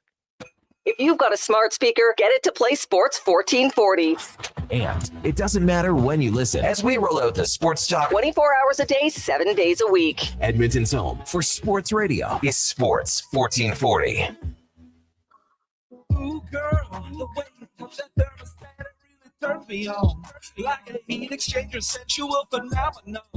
Wanna play your favorite song when we turn the heating on like a legacy of love. Legacy Heating and Cooling keeps your Valentine sizzling hot. You can afford to shower your Valentine with affection because Legacy offers no payments and no interest for 1 year on your new furnace. And that's how you build your legacy of love. Legacy Heating and Cooling. Measles outbreaks are occurring in Canada, including Alberta. These outbreaks are highly preventable. Measles is an extremely contagious disease that is spread easily through the air. The best way to protect yourself, your family, and your community is to ensure you are up to date with your immunizations. Don't get measles. Get immunized. Visit alberta.ca/measles to find out if you're up to date and what to do if you're not. A message from the Government of Alberta.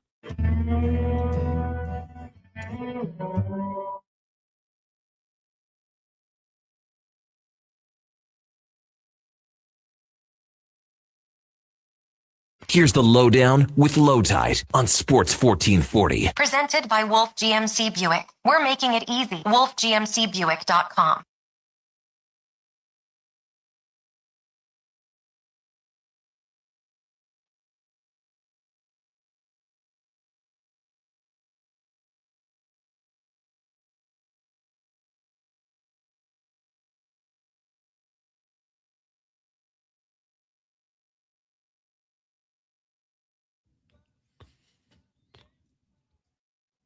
Lowdown with Lowetide on Sports 1440 at 1:39. Twang Tuesday. Declan rolling the hits. I mean, he played every great song except Crazy by Patsy Cline today. So well done. Forgot about that one. Brought to you by Wolf GMC Buick. Check them out, wolfgmcbuick.com. It is time for declinations. Today, hi, my name is ... Presented by Elks Nation. Check out the new website, elksnation.ca. Articles, podcasts, and more, breaking down the green and gold. Most in-depth double-E football coverage online. He's writing like 3 articles a day. Check it out. elksnation.ca. elksnation.ca. All right. Hustling and grinding. You bet. Okay. Clue number 1 for you lot. I was drafted in the 3rd round, and the draft was between 2010 and 2020. Okay, 3rd round, 2010, 2020. So very vague, not at all helpful. But I love Declan. Hi, my name is Braden Point. Oh, that's a good one. That's not much to go off of. Welcome to Declinations. Yeah, Welcome to I Hi, think my name is. Mackenzie put it right. I think that's exactly right. Not much to go on. Yeah. 3rd round pick, 2010 to 2020.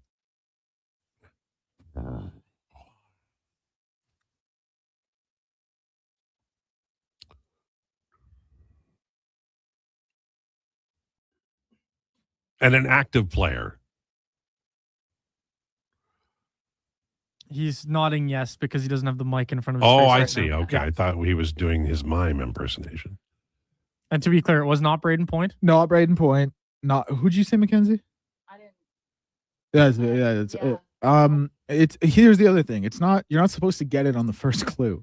They're supposed to build up, and you're supposed to put the clues together. If you got it on the first clue, it wouldn't be a segment. I felt so bad for Kate when I got it. Ryan O'Reilly Yeah, on the no, first, I felt bad for her as on well. the first guess. I haven't had a guess yet. I'm still thinking. God.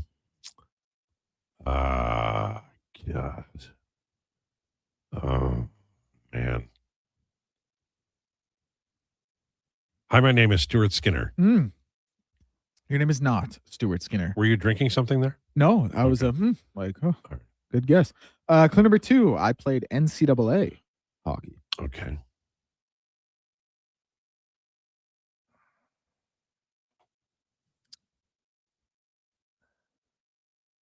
Okay, so usually That's a Minnesota Wild or a Tampa Bay Lightning. Maybe a Bruin.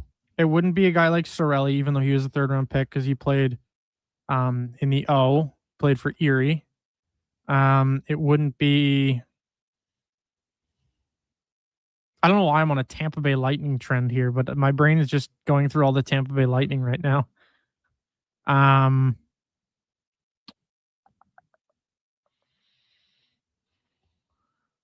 my name is Vincent Desharnais. Your name is not Vincent Day. He was not an either pick. 7th round pick, I think, right? No, yeah. You know what? Hi, my name is Alex Killorn.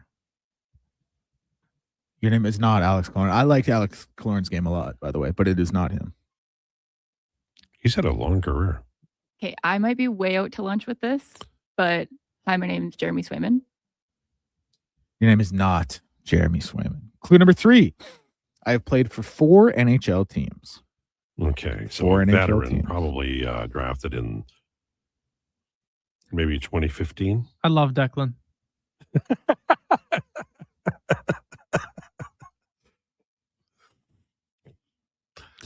Hi, my name is Caleb Jones. Your name is not Caleb Jones. That's a he was a 4th round pick, I think, but that's a baller of a guess right there. Man,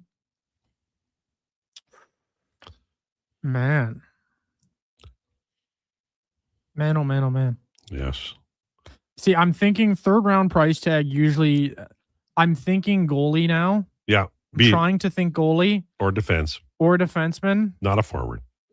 Well, it could be, but a checking forward, right? Like a guy who made it. Most as a likely, it is a checker. Yeah. If it's a forward, but my brain is just thinking goalie right now. Hard. Hi, my name is Alex Nedeljkovic. Your name is not Alex Nedeljkovic. That's a good pull. Mac? I'm still thinking.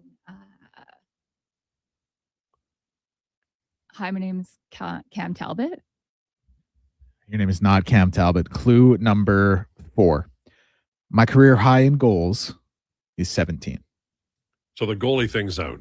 Goalie thing's dead. Unless you got an absolute snizzer back there on the empty net. Probably not a defenseman, though, because who scored 17 goals as a defenseman has been on 4 teams since he was drafted. He would have to be an elite offensive defenseman for 17 goals. So that's most likely not happening. Yeah, it's a career high, too. So this is like the definition of good third line center, is what this screams to me. That's fair. And by the way, I just love Declan. I do too. Yeah. I mean, such a quality guy. Fabulous fellow. What more can you say about Declan? Nothing. Gives nothing the bad. best clues. Yep. Generous. 17 goals from a center who plays on a third line and does it well.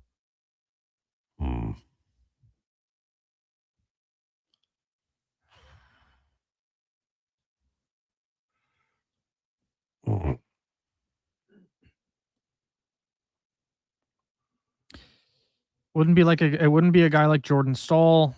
No. Because he was a first round pick. Wouldn't be. It's gotta be some guy in New Jersey. I swear to God. There's been the guy in New Jersey who's played 8 years for 4 It wouldn't teams. be Henrique. He was a third round pick, but he wouldn't match up with the teams and stuff. And he was earlier than 10. And he's had more than 20 goals before. It wouldn't be.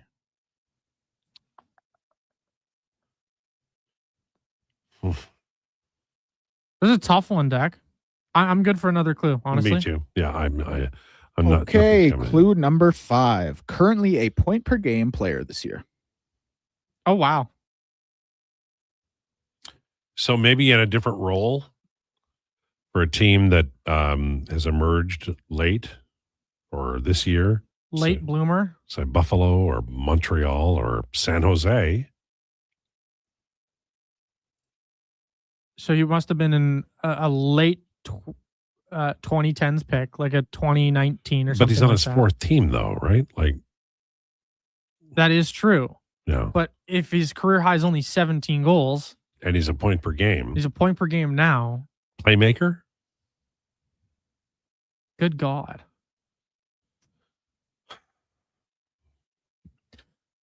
Oh, hold up. Hi, my name is Shane Gostisbehere.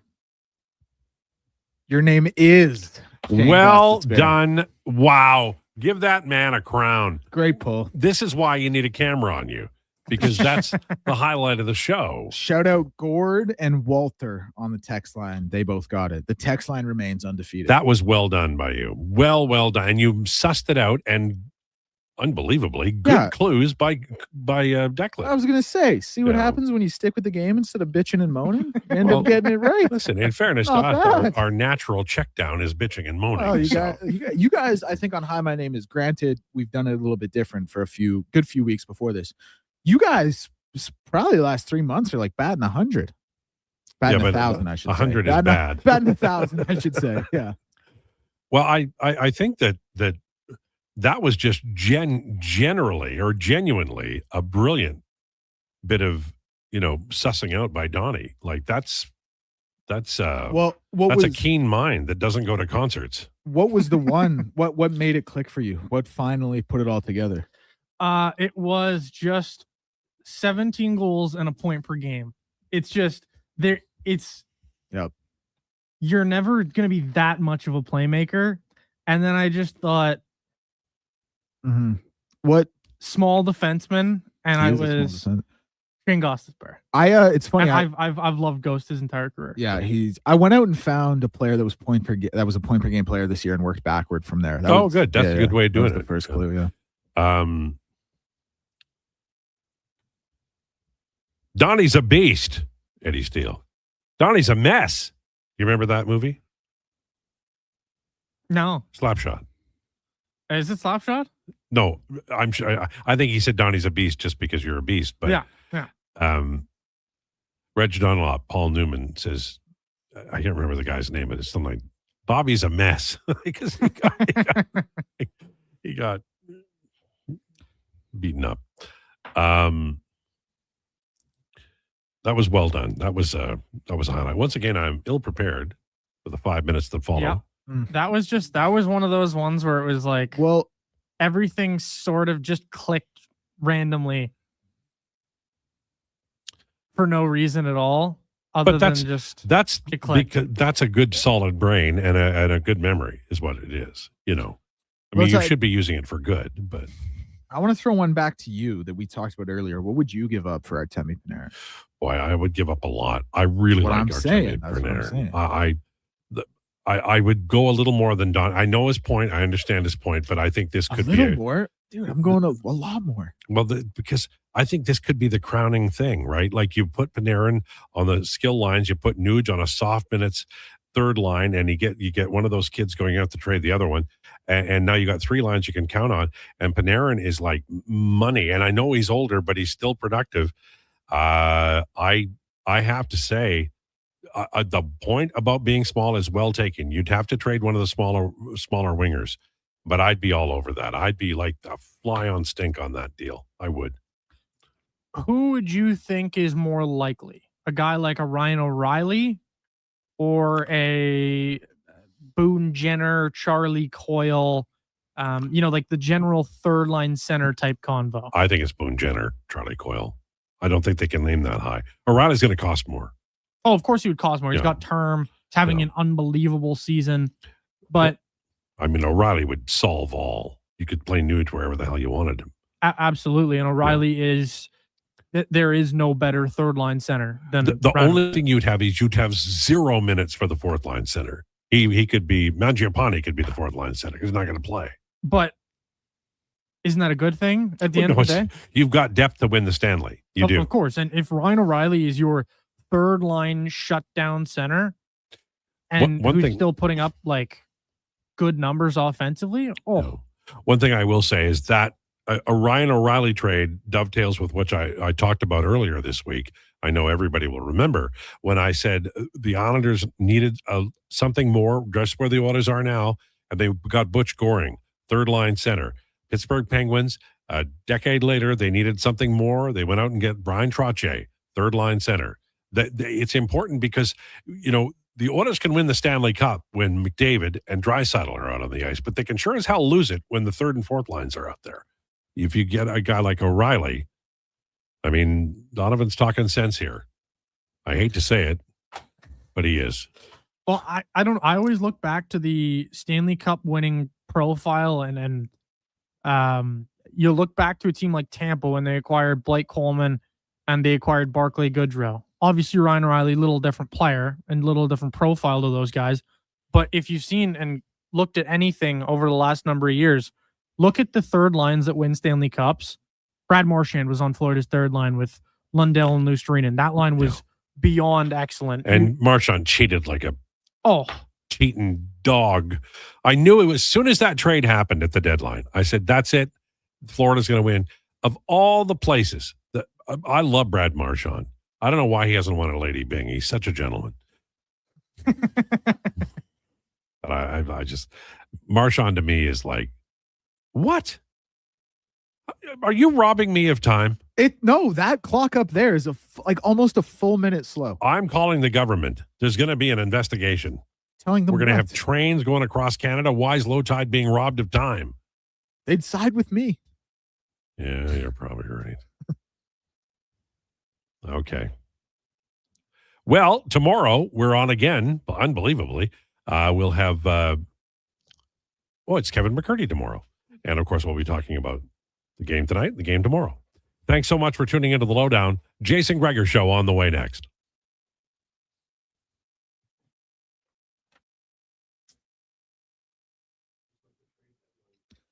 Brought to you by Custom Floors, Inc. Floors done right, homes or businesses. Visit the new showroom, 11577 149th Street, now open 6 days a week with Saturday hours from 10 to 2. Plus, visit customfloorsinc.ca and bring your next flooring project to life.